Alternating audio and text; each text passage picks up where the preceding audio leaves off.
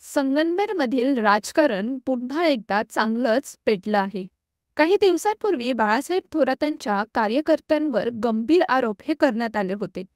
कीर्तनकारांवर हल्ला केला, त्यांना मारहाण केली, त्यांची गाडी देखील फोडली. हे आरोप संग्राम भंडारे यांच्याकडून करण्यात आले. पण आता बाळासाहेब थोरातांनी सर्व लोकांसमोर सीसीटीव्ही फुटेज सादर करून आपल्या आरोपांची अक्षरशः राख रांगोळी केली. नेमकं काय सविस्तर प्रकरण आहे या व्हिडिओ मार्फत जाणून घेऊया. त्यासाठी व्हिडिओ शेवटपर्यंत पहा आणि अद्यापही चॅनलला सबस्क्राईब केले नसेल तर त्वरित सबस्क्राईब करा. संगमनेरमधील झालेल्या या आरोप प्रत्यारोपांची चर्चा प्रत्येक गल्लीबोळ्यात चांगलीच रंगली होती. थोरातांच्या कार्यकर्त्यांवर हल्ल्यांचे आरोप केल्यामुळे जनतेमध्ये एक गोंधळ निर्माण झाला होता. लोकांमध्ये प्रश्न निर्माण झाला होता, हे आरोप खरे आहेत का?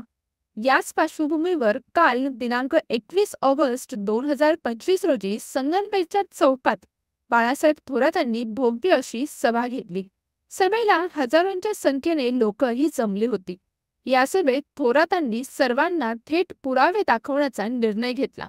मोठ्या स्क्रीनवर सीसीटीव्ही फुटेज दाखवून भंडाऱ्यांकडून करण्यात आलेले आरोप खोटे असल्याचं त्यांनी सिद्ध केलं. ही दृश्य पाहताच जनतेमध्ये एकच चर्चा ही चांगली रंगली, ती म्हणजे हे आरोप खोटे आहेत. थोरातांनी पुराव्यांसह आपली बाजू स्पष्ट केली अशा अनेक चर्चा त्यावेळेस रंगू लागल्या. या सीसीटीव्ही फुटेजमध्ये स्पष्टपणे दिसत होते की थोरातांचे कार्यकर्ते आरोप केल्याप्रमाणे अजिबात वागत नव्हते. कुठलाही हल्ला, कुठलीही मारहाण किंवा गाडी फोडल्याचा प्रकार या फुटेजमध्ये दिसून आला नाही. भंडाऱ्यांकडून केलेले दावे हे पूर्णपणे खोटे ठरले आहेत आणि भर सभेत उपस्थित लोकांनी मोठ्या आवाजात यावेळेस जल्लोष देखील केला. भंडारे खोटं बोलतायत असा नारा देखील या सभेत ऐकायला मिळाला. या घटनेनंतर संगमनेर तालुक्यातील राजकारणात मोठी खळबळ ही उडाली आहे.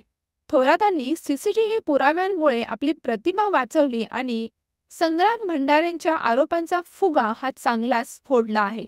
एकंदरीत आता या सगळ्या घटनेनंतर भंडारे यांच्याकडून नेमकं काय प्रत्युत्तर येणार हे पाहणं नक्कीच महत्त्वाचं असणार आहे. अशाच ताज्या आणि नवनवीन अपडेट्स जाणून घेण्यासाठी चॅनलला सबस्क्राईब करा. धन्यवाद.